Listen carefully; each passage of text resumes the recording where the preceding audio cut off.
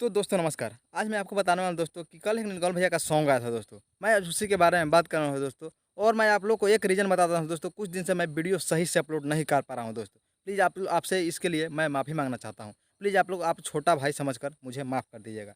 तो चलिए दोस्तों आज का वीडियो शुरू करते हैं। दोस्तों कल एक नीलकमल भैया का सॉन्ग आया था दोस्तों, जो सॉन्ग का नाम है डीजे ऑपरेटर।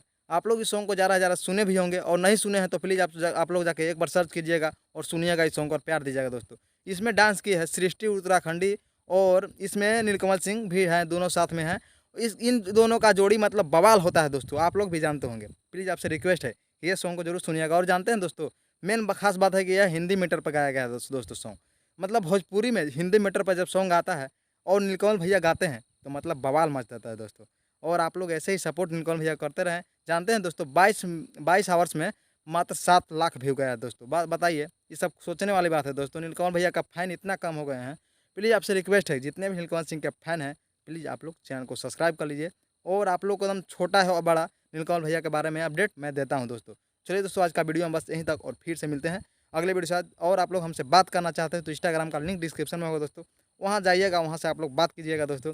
प्लीज़ आपसे रिक्वेस्ट है कि आप लोग जितने भी नीलकमल सिंह के बारे में अगर आपको अपडेट मिलता है तो आप लोग बताया कीजिए दोस्तों। तो चलिए दोस्तों, आज का वीडियो में बस यहीं तक और फिर से मिलते हैं अगले वीडियो के साथ। जब तक के लिए जय हिंद दोस्तों।